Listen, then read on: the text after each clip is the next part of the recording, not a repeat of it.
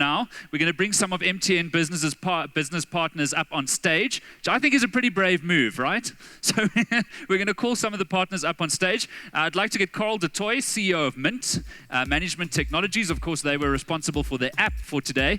If you haven't gotten hold of the app yet, it is in the Google Play Store, so go and check it out. So if we could please get Carl up on the stage. And then Peter Welsh, Managing Director for Comms Cloud Managed Infrastructure. Peter, if we could please get you up on the stage. Hi, thanks so much.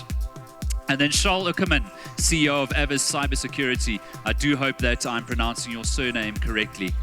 And if we could ask you all to take a seat, please, and we'll get into the Q&A. So, gentlemen, if I could ask you just to begin by introducing yourselves to the audience and telling us a little bit about your business. And let's start over here with you. Okay, my name is Charles Uckerman, CEO of AVS. Cybersecurity, there we go. Okay, so I got the surname right, and I got the company wrong. Well, you didn't say Uckerman, yeah, at least that was right. So, both wrong, okay. Yeah, so we're a systems integrator, as we know it in the Microsoft world. And we've been around for about 18 years now. And functioning as architects in the data center space in South Africa. Okay, fantastic, great. Peter? Simon, I play in the Comms Cloud as a business, play in the consulting space, infrastructure, across the board, fixed line, in the air, in the ground, and we follow a consultative approach with our clients. We get to understand them, and we make sure that the solutions they procure from the market are appropriate for their specific business need. And we understand clients very well, and we've been doing this for 15 years, and we understand the service providers and the pain between service providers and clients, and we focus on putting process and governance in place to take that pain away. Fantastic. And then Carl? Afternoon, everyone. Carl du Toit from Mint Group. Been around a little bit less, a little bit younger, 16 years. Mint Group trades in South Africa, where we originated. Austin, Texas is the base for the US and some African countries. We have three core focus areas. The first one is to help our clients to engage their employees. I think we can all agree, without their employees being engaged and doing good work, it's not going to help from a client perspective. The second team focus on client centricity, taking our clients through the journey to understand their clients. It's a hell of a lot easier these days with what's happening in the technology space. And then finally, our smarter systems teams are really there to bring it all together and provide differentiating IP. We do all of this predominantly on the Microsoft stack, using technologies like Office 365, Dynamics 365, and Azure. Okay, fantastic. Thank you so much. I mean, what we really want to get out of this is what works, what doesn't, what defines a great partnership, and how should one be thinking about it. So I think if we can maybe start looking at examples, if each of you could think of an example in your business where there's been a partnership that's really made the impossible possible, or that really just came together very well. And of course, I'm respectful of the fact that you might not always want to mention all of the organizations involved, so that's fine. But if you could maybe each highlight a partnership in your business, and if you can think about the things that made it work as well, that would be absolutely fantastic. Charles, let's start with you. Yeah, I think it's ease of business. What's critically important, time is of the essence, and one has a certain strategy, you have a certain focus. And partnerships that are simple and easy to engage with always works better. Easy to start. Easy to start with, easy to work with, because I think there's a mutual understanding in terms of what the objectives are and what you want to achieve. And because you're meeting minds, there's a tendency that you actually accelerate much faster than where you have a partnership that does not actually understand each other and where it's not simple. It's like in a marriage. Same principle. Somebody ends up on the couch. Exactly. Yeah. Exactly. So I think ease of business is important. Each organization has their own focus, their own strategy. And I think finding that unique balance to see where there are mutual synergies, benefits for both parties, because as we mentioned earlier, working together is important, and no one has both ingredients in a very strong way. So from an AVS point of view, we provide some very innovative solutions, but we can never scale the way that MTN has scaled. That will help us. So hence why we want to be in a partnership with MTN. MTN on the other side would want to scale, want to partner with us because we are so fast and agile. If you do say so yourself. Well, we believe it at least. And I think reading those signs and making it happen in the shortest possible time is probably the key component that will have a mutual benefit. Fantastic. And a partnership that's really worked well for you? Yes, we've got many partnerships. We've got partnerships with Microsoft, so we've engaged with them for many years. On the security space, also with the likes of Kaspersky and Symantec and those typical security players. They've all worked well in the sense that the ones who don't work well, I'm not mentioning, but the ones why they work well is because it's about people. I think we often live in a world where we're very socially connected. I think we're often socially bankrupt. It's about relationships. It's about people. It's not about just sending an SMS and sending a mail. It is really engaging with people. And that means that you have to listen on both sides. When you start doing that, I think it works well. So there's 3 examples. Fantastic. That listening thing is so powerful. I actually read there was a fantastic article in Vox where they were talking about why people don't like Hillary Clinton. Some of you may have read the article. It came down to the fact that she's a listener, whereas her opponent is a speaker. And it's amazing. You do more and you do more positive work when you're listening.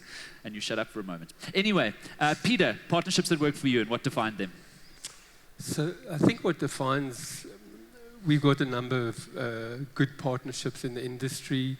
Being a SME, we've got 10 staff, 9 actually.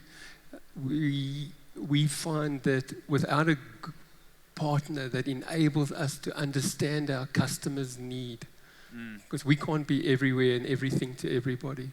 So we've been partnering with a company called Apex BI, and they do analysis work for us, and we use their solution. It's cloud-based. We use it to do the analysis work from an audit and business needs analysis. We use it to track success. They're agile, young, innovative, and we use it to keep the customer and the service provider honest. The days of box dropping are long, long gone. Customers want solutions, they want value add, they want to know that you understand their need, that you're listening to them. And without the analysis, a small business like ours just cannot survive, and quite frankly, without analysis, neither could an MTN or one of their peers. Absolutely, yeah. So for us, it's not just about scale or market share. It's about trusted advisor status. Because once you're a trusted advisor, you've got that partnership. The client listens to you, you listen to the client, and the service providers warm to the relationship. They get more wallet spend out of the client. They get happy relationships. Very important. And Fantastic. we focus on that. Cool. Carl. I can maybe talk about my latest, greatest new partner, MTN. There's a couple of them here. Yes, let's. We're looking forward to this new partnership and also the frankness of the conversation. Thanks, Mateta. It's refreshing to sit down and for a partner to say, this is where we are and we're going to go on a journey. So I'm looking forward to what this partnership is going to hold. In terms of existing partners, there's quite a few of our partners here. Jock and the guys from Green Connect, we've done some great work with them. Albie and the guys from Pomoja and Microsoft. We built our business on the back of the Microsoft ecosystem. And even there, it's been up and down and years of where it's going great and some years where it's not going that great. To add to what the gents have said on the panel, I think the key here is to understand what the partner wants out of it, what's the ethos and what's their culture. If you go around the partner journey, it's pretty important to understand that when the MD of the company leaves or the leadership changes, that there will still be a partnership and that there's programs in place plus specific behaviors or cultures. And these are the guys we've been working with, and it's been in some cases 16 years, some 10 years, and it's definitely, that's the key part. We pride ourselves in saying we're a partner-led business strategy, and that's been proven to work for our business. Awesome. I want to go out on a limb. Actually, I'm going to go out on 2 limbs. The first limb is, I know we've got a mic at the back that can roam. Now, I wasn't told I was allowed to do this, but I do want to get the crowd involved at some point if we can. Is that going to be possible? It'd be fantastic. Thank you. Because I always say panel discussions are always great for everyone on the panel. It's not always so great for the audience unless they're part of the panel. So we can all be in the panel. So if there is something that you want to say, I'm going to give you an opportunity in a moment. I'd love to get your comments and your questions for our panel on partnerships. Let's talk about the importance of the programs. Because, I think a lot of businesses don't start out thinking about partnerships. They start up focused on their own domain and the things that they're going to do, and they assume they will have to work with other organizations as they go along. But it feels like the program is something that comes late in the game for a lot of organizations. How important is it to get the program right up front? And then I'm going to go out on the second limb and ask you, based on what you've seen today from our speakers, talking about the new MTN Business, the partner program, just give us your general thoughts, because MTN have told us they want to hear, they want feedback, they want to know what we think of the program. It's obviously in its infancy, so now's the time to speak up. So if you are willing to, I'd love to hear what you think about it. Let's start again with you, Charles. I think the key is the metrics that you use that are measurable on both sides. Because the key metrics are sort of like the core thinking patterns in terms of what you live, eat, and drink every day. And to align those key drivers makes the discussions much easier because both objectives are being met in the process.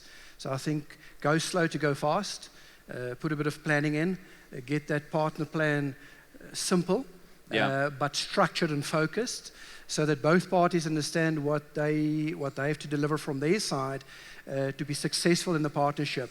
But that goes both ways. Also that there's delivery both from a service provider's point of view, also to deliver on the promises, because the worst thing that you can get is where there are certain things being specified, and we know how KPAs and KPIs work, that we say all these things to, and it sort of like makes us feel good, but if they're not simple and they're not very good executable, they actually come to nothing. And we spend a lot of time in meetings and actually doesn't deliver the kind of value that we would like to have. Look, it's probably difficult to preempt a lot of what's going to happen in reality when you're starting out in the business, but it does seem like it's important to put some upfront thought there, Peter. Do you agree?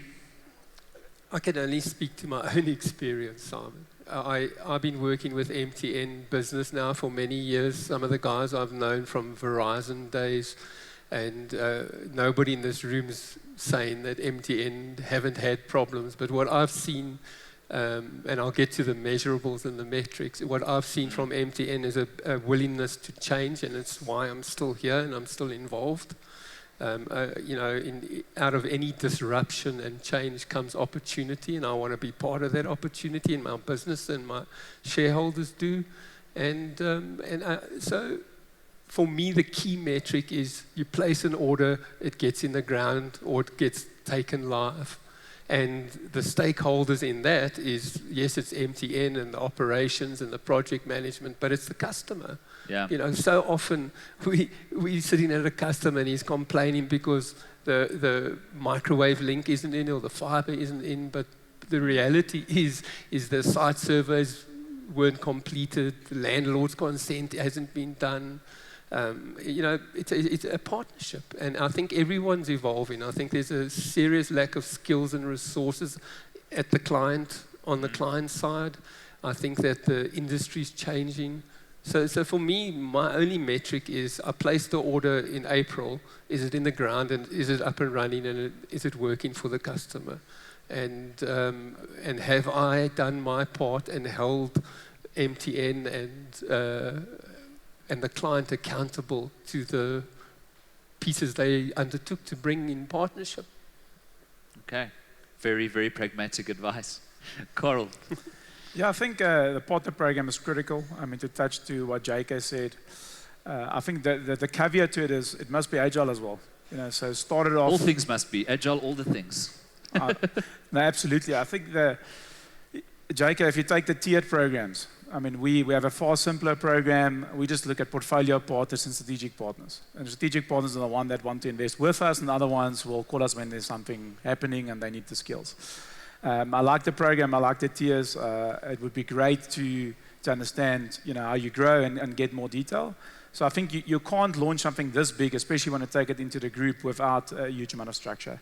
I also like the fact that you've done it across your entire value offering and not just in very specific areas. That's very refreshing to see. One thing that I didn't see is kind of a partner to partner, and how's that going to drive? Because there's a lot of how's the partner going to work with MTN. So it'd be great to see if we can, from the beginning, see how we can get the partners together and drive that ecosystem instead of channeling everything through MTN. So that would be great. Fantastic detailed feedback there. Thank you very much, Carl. All right. Is there anybody on the floor who feels like raising a hand at this point? Is there anything that needs to be said or asked? Otherwise, I'm just going to carry on. All right, I'm going to carry on for now, but I will look out for hands. So if there is anything that you want to add, please put one up. Let's talk about this, for example. When you're starting out, you're a small business, and it can sometimes be difficult to get the kind of attention that you need from a big player like an MTN Business, who very understandably are dealing with the noise from all of the other big suppliers and big distributors and big partners that they have out there in the market. Let's look at that from both angles. When you're a small company, what should your approach be to the big behemoths that you're going to have to deal with? And then if we flip it around and we look at it maybe from an MTN Business perspective, how do you make sure that the little guys aren't getting lost in the noise? I think don't try and do it alone. Most small companies want to do it alone, and they want to conquer the world, and it's good. Yeah. I mean, they want to see themselves to be this very large company in 5 or 10 years or so. But I think the key is to collaborate absolutely and partner along the way. I call it co-opetition. So do a co-opetition and partner with people. Just like you want to get from work, you're not going to walk there. You're going to refill at the fuel station. You're going to take your car. You're going to service it, etc. So you have to partner with other people to get you from A to B. And I think that companies should do that more, but they need to be open-minded, because if they are very good at what they do, they should not see competition necessary in partnering up with other companies.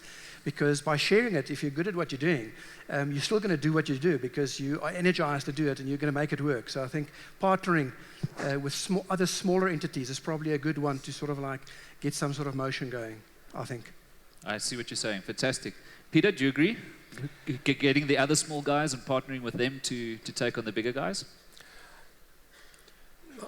I think that partnership is going to touch on big guys, small guys, mid-size. Does it make a difference? I think it's more difficult for big guys to partner. I think that, I find it really easy to partner with other SMEs. I find it difficult to partner with guys the size of MTN or a Vodacom or anybody for that matter. So you'll forgive me for saying that word. Well, it's going to get better from today. Yeah, but I find that through our process, we engage with the service provider and the customer up front. And if there are other vendors that are selling into a customer, because it's not many SPs own 100% wallet spend, we get them engaged up front. And we put a process in place that almost forces everybody to talk to each other, look at the change control aspects, have the difficult conversations about where the roles and responsibilities are. So my experience with big partners is they will send the right people when you make the right noises and speak to the right people. Yeah. And my experience with SMEs is they want to do business, they're hungry. And people buy from people. So when you get those relationships going and everybody's in the same room, initially everybody's wary because they think they're going to lose out somewhere. But those relationships warm and people relax and start delivering on the solutions that they have been asked to do or that they are designing. We do a lot of collaborative network design work, because we don't understand, we understand infrastructure, we understand how to change governance and processes, but you can't understand everything today. The market, by the time you understand what's happening next week, it's old changed, news. Yeah. Fantastic. Coral, that human connection that Peter was talking about and building those relationships in person, is that important? Well, I think it's critical. Especially at the starting point. As I said earlier, you've got to figure out who's the people you're dealing with, the culture you're dealing with. I think one other angle to look at as well from a small company dealing with a big company, I mean, what is that? You know, so if I'm a small business and I can bring you a big idea that's going to drive big revenue for you, am I small or am I big? I think it's got a lot to do with the mindset around how you want to partner and how you segment things. Sure, you'll have your incubation, you'll drive things up to help people through the process, but that's more of a guiding process.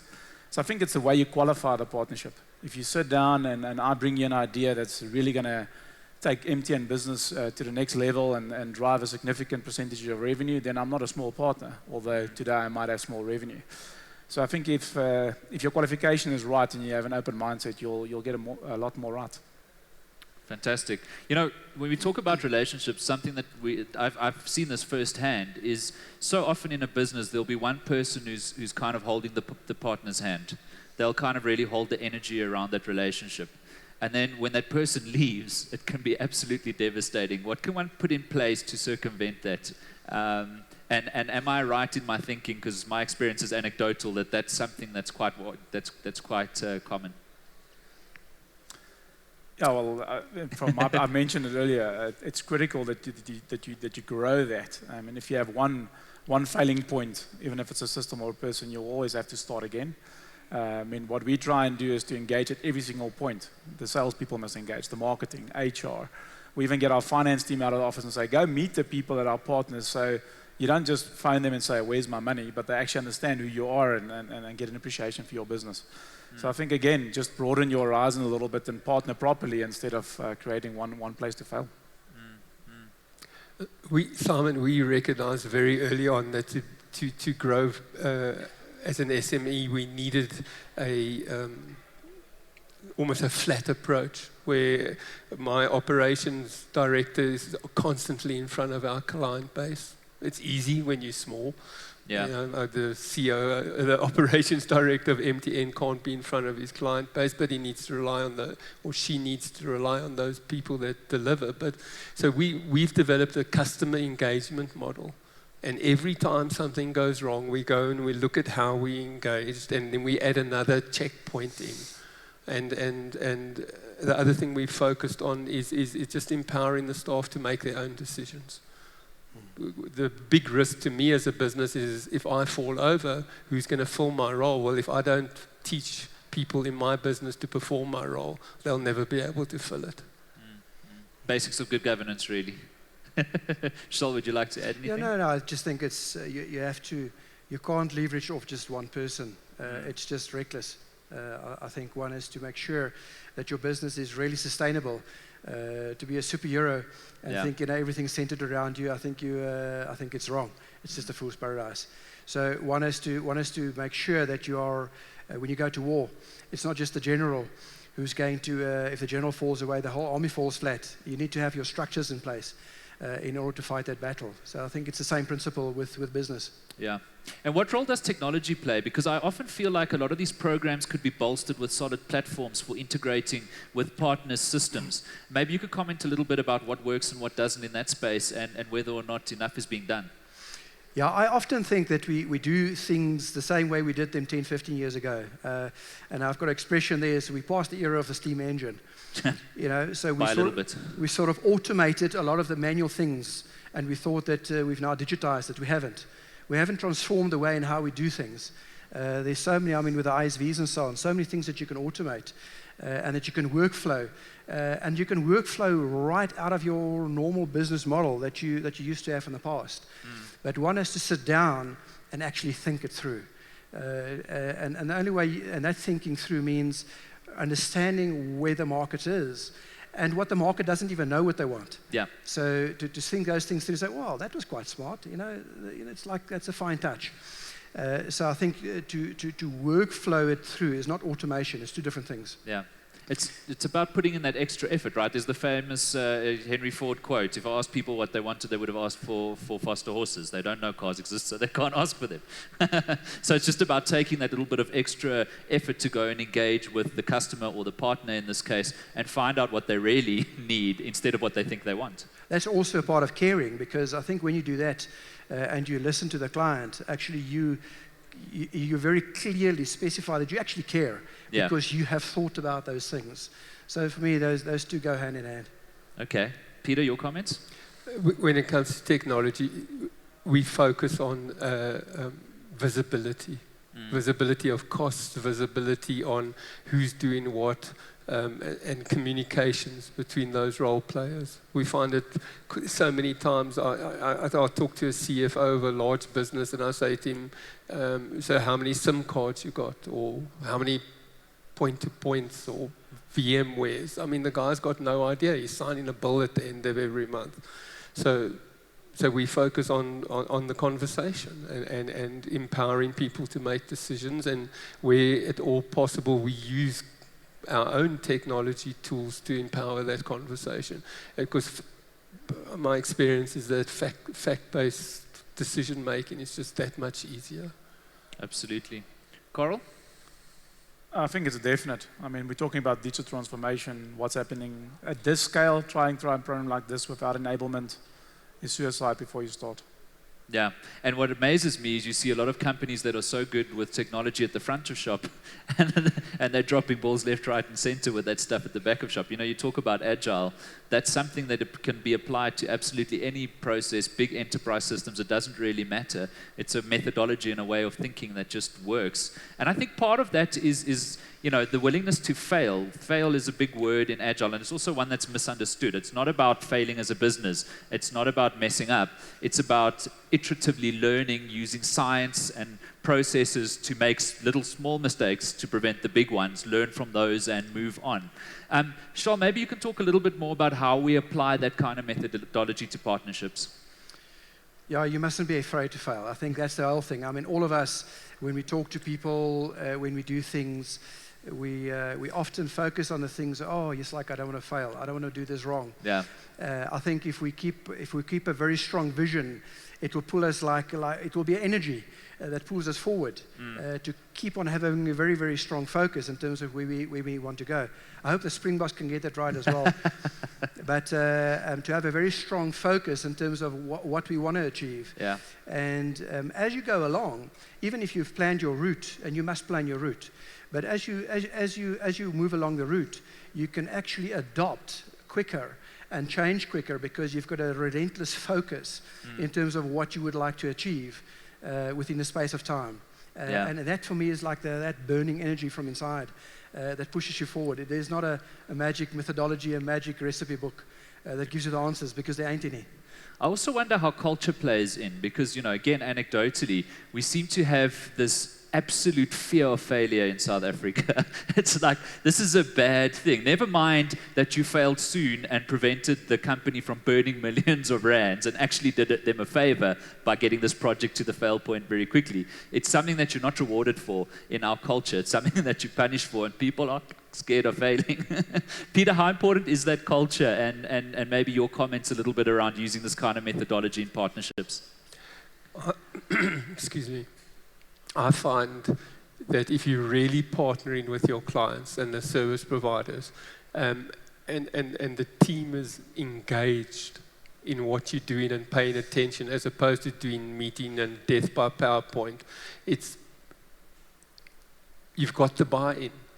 So if everybody's making the decision and no one's ruling the roost, and you debating what's in the best interest of the client and the service provider and finding a middle ground, there's no such word as failure. The team got it wrong, you course correct, you move on, and there's buy-in, and people aren't pointing fingers, and especially when people don't feel like they're getting beaten up on because they failed, then they're willing to take risk next time, and through risk comes innovation, through risk comes benefit to client and service provider alike.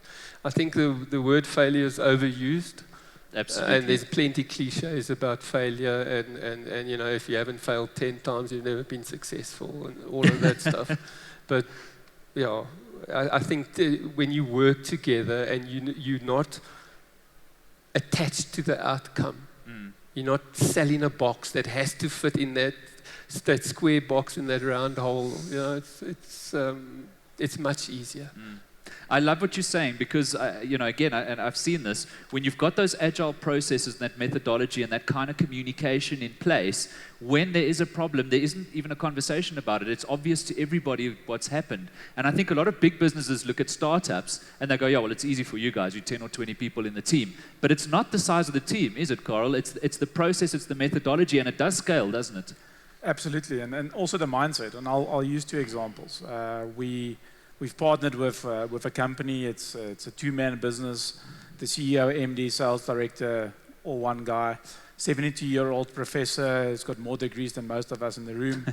And when I gave him Agile, what he actually did is went and researched it, like you do when you have master degrees. And he can tell me a lot more about it, but it never changed the mindset. So that's an example where it worked, but in a kind of a workaround way. One of the other partners, young, quick, they taught us actually what it means to be agile from a business perspective, not from a technology perspective. It absolutely works, but it comes down to culture again. I know I'm saying it all the time, but ultimately, if you want to get it done, you have to have the right capabilities, ability, and culture to drive it.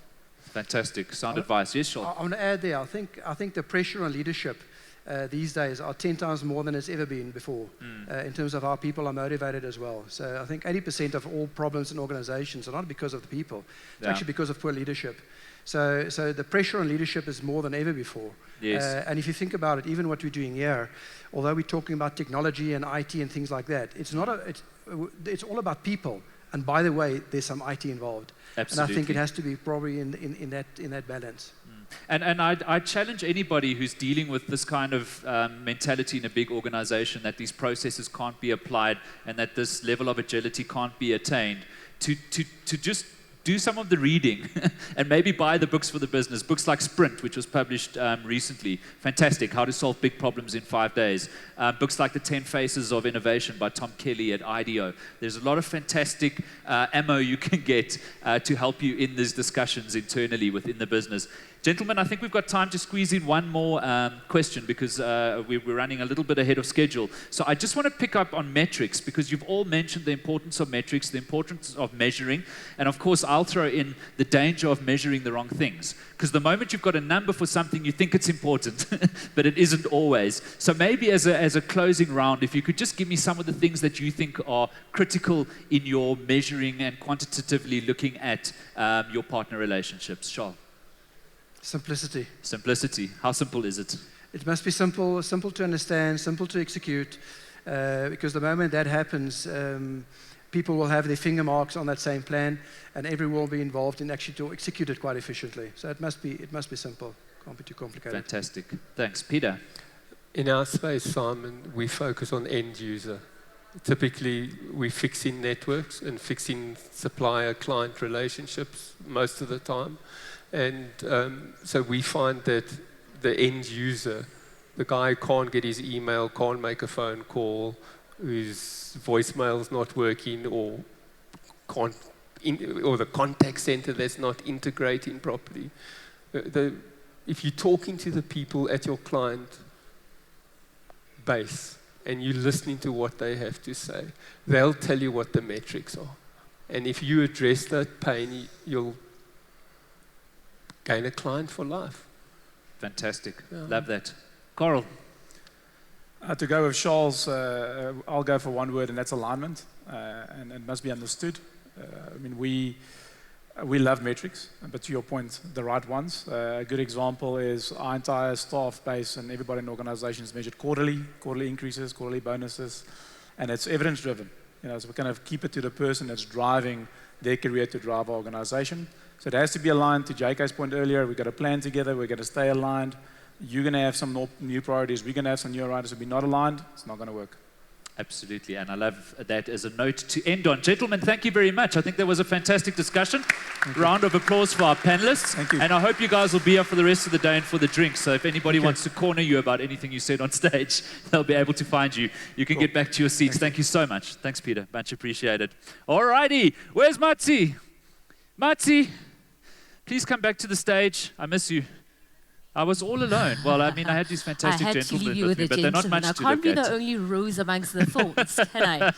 Well done on that very insightful discussion. Great inputs, and also great emphasis on partnerships,